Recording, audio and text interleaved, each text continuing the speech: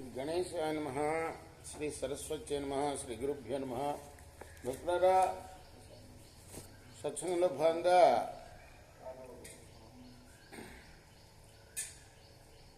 ఇప్పుడే మనం మన దేవాలయంలో 3 గుళ్ళల్లో కూడా ప్రభాత పూజ పూర్తి చేశాం. సంప్రదాయం ప్రకారం ఇతిహాసం నుండి, భారత ఇతిహాసం నుండి కొంత భాగం చెప్పుకుందాం. నేనంటి వరకు ఆది సాధారణ్య విరాట ఉద్యోగ భీష్మ ద్రోణ కర్ణ శల్య సౌత్తిక స్త్రీ పర్వాలనే 11 పర్వాలు పూర్తి చేశాం.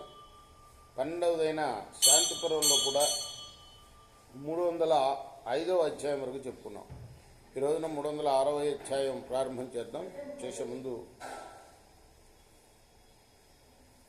వ్యాస భగవాను ప్రార్థన చేసుకుందాం. వ్యాసాయ విష్ణు రూపాయ వ్యాస రూపాయ విష్ణవే నమో వై బ్రహ్మనిధయే వాసిష్ఠాయ నమో నమః. నారాయణం నమస్కృత్య నరం చైవ నరోత్తమం దేవీం సరస్వతిం వ్యాసం తతో జయముధీరయే. అంజనానందనం వీరం జానకీ శోకనాశనం కపీశమక్షంతారం వందే లంకాభయంకరం.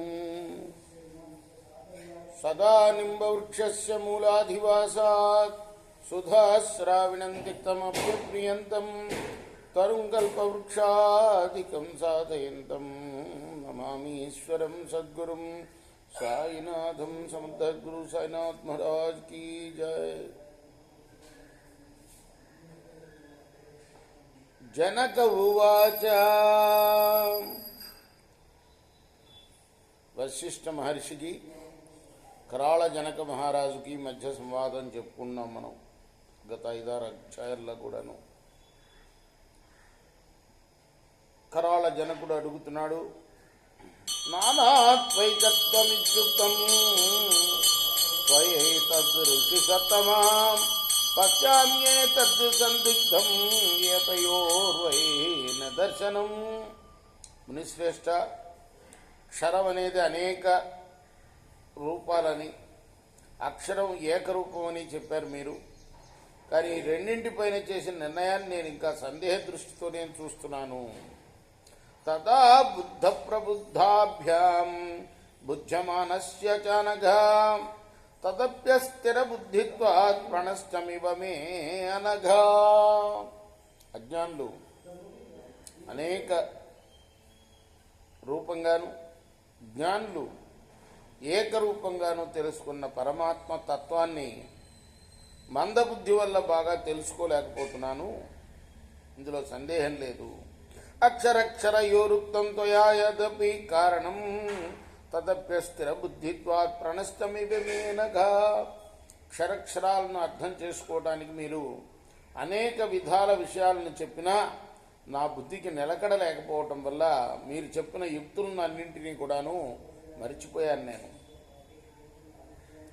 తదేతశ్రోతుమిచ్చామి నానాత్వైకత్వ దర్శనం బుద్ధంచ ప్రతిబుద్ధంచ బుద్ధ్యమానంచ తత్వత.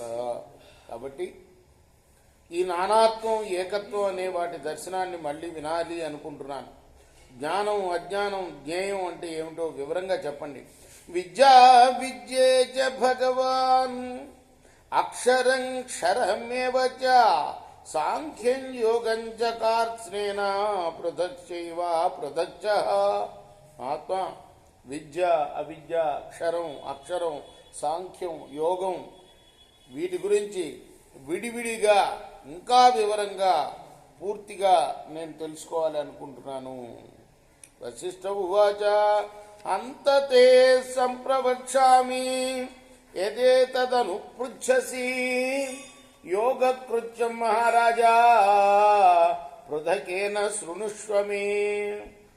అప్పుడు మహర్షి వశిష్ఠ మహర్షి చెప్తున్నాడు, మహారాజా, నువ్వు అడిగే ప్రశ్నలన్నింటికి కూడాను సంపూర్ణంగా సమాధానం చెప్తాను. మొదట నేను యోగ విషయాల్ని ప్రత్యేకంగా చెప్తాను విను. యోగ కృత్యంతు యోగానాం ధ్యానమేవ పరం బలం తచ్చామి ద్వివిధం ధ్యానం ఆహుర్విద్యావిదో జనా ఏకాగ్రతా చ మనసః ప్రాణాయామస్తథైవ చ ప్రాణాయామస్తు సగుణః నిర్గుణో మనసస్థదా. యోగి అనేవాడు ప్రధానంగా చేయాల్సింది ధ్యానం. అదే అతనికి గొప్ప బలం.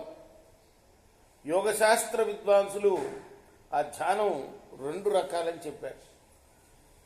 ఒకటి మనస్సును ఏకాగ్రం చేయటం, రెండోది ప్రాణాయామం చేయటం. ప్రాణాయామంలో కూడా 2 భేదాలు ఉన్నాయి. ఒకటి సగుణం, రెండోది నిర్గుణం. సగుణ ప్రాణాయామంలో సగుణంతోనూ, నిర్గుణ ప్రాణాయామంలో నిర్గుణంతోనూ మనస్సు ఉంటుంది. మూత్రోత్సర్గ పురీషే చ భోజనే చ నరాధిప త్రికాలం నాభియుంజీత శేషం యుంజీత తత్పరః. మలమూత్ర విసర్జనం, భోజనం చేయటం అనే 3 సమయాల్లో యోగాభ్యాసం చేయకూడదు. తక్కిన సమయంలో తత్పరత్వంతో యోగాభ్యాసం చేయాలి. ఇంద్రియాణి ఇంద్రియార్థేభ్యః నివర్చ మనసా శుచి దశ ద్వాదశభిర్వాపి చతుర్వింశాత్ పరం తతః సంచోదనాభిర్మతిమాన్ ఆత్మానాం చోదయే దధా తిష్టంతమజరంతంతు యతదత్వం మనీషిభిః. బుద్ధిమంతుడైన యోగి పవిత్రుడై మనస్సుతో శ్రోత్రాదులైన ఇంద్రియాలని శబ్దాది విషయాల నుంచి తొలగించి 22 రకాల ప్రేరణలతో జరారహితమైన జీవాత్మను 24 తత్వాల సముదాయ రూపమైన ప్రకృతి కన్నా ఇతరమైన పరమాత్మ వైపు ప్రేరేపించాలి. తైశ్చాత్మా సతతం జ్ఞేయః ఇచ్చేవమను శుశ్రుమ వ్రతం యహీన మనసా నాణ్యదేతి వినిశ్చయ. ఈ విధంగా ప్రాణాయామం చేసేవాడు పరమాత్మను తెలుసుకోవడానికి అధికారులు అవుతారు. మనస్సు ఎల్లప్పుడూ కూడా ధ్యానంలో నిమగ్నుడైన యోగికే ఈ వ్రతం తగినది. బహిర్ముఖమైన చిత్తం కలవానికి ఇది ఏమాత్రం తగదు అని నిశ్చయంగా తెలుసుకోవాలి. విముక్త సర్వసంగేభ్యః లఘ్వాహారో జితేంద్రియ పూర్వరాత్రే పరరాత్రే ధారయేత మనోత్మని. యోగి అన్ని విధాలైన సంఘాలని వదిలి మితాహారి అయి జితేంద్రియుడై రాత్రి మొదటి భాగంలోనూ చివరి భాగంలోనూ మనస్సును ఆత్మతో ఏకం చేయాలి. స్థిరీకృత్యేంద్రియగ్రామం మనసా మిథిలేశ్వర మనోబుద్ధ్యా స్థిరం కృత్వా పాషాణైవ నిశ్చలః స్థానువచ్చాప్యకంపః స్యాత్ గిరివచ్చాపి నిశ్చలః బుద్ధ్యా విధి విధాన్మజ్ఞా తదాయుక్తం ప్రచక్షతే. ఓ మిథిలాధిప, యోగి మనస్సుతో సమస్తమైన ఇంద్రియాలని బుద్ధితో మనస్సును స్థిరం చేసి రాయిలాగా నిలకడగా ఎండిన కర్రలాగా కదలకుండా పర్వతంలాగా స్థిరంగా ఉంటే శాస్త్ర విధానం తెలిసిన విద్వాంసులు అనుభవంతోనే ఆయన్ను యోగయుక్తుడు అని అంటారు. న శృణోతి న చాఘ్రాతి న రంస్యతి న పశ్యతి న చ స్పర్శం విజానాతి న సంకల్పయతే మనః న చాభిమన్యతే కించిన్న చ బుద్ధ్యత కాష్టవత్తరా ప్రకృతిమాపన్నం యుక్తమాహూరు మనీషిణః. అంటే ఇంద్రియాల యొక్క విషయాలు ఏవైతే ఉన్నాయో వాటినన్నిటినీ కూడాను వదిలేయాలి అని, ఏమి వినకుండా ఉండాలి, ఏది వాసన చూడకుండా ఉండాలి, ఏది రుచి తెలియకుండా ఉండాలి, చూడకుండా ఉండాలి, స్పర్శానుభవం లేకుండా, మనస్సులో ఎలాంటి సంకల్పం లేకుండా. 6వ ఇంద్రియం గురించి కూడా చెప్తున్నా.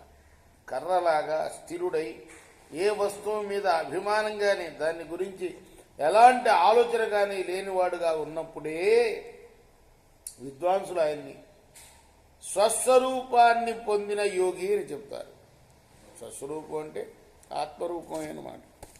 రేపు మనం 18వ శ్లోకం నుండి కొనసాగిద్దాం. కృష్ణార్పణమస్తు. సాయి కృష్ణ. స్వస్తి ప్రజాభ్య పరిపాలయంతాం న్యాయేన మార్గేణ మహిమహీషా గోబ్రాహ్మణేభ్య శుభమస్తు. నిత్యం లోకాः సమస్తాः సుఖినో భవంతు.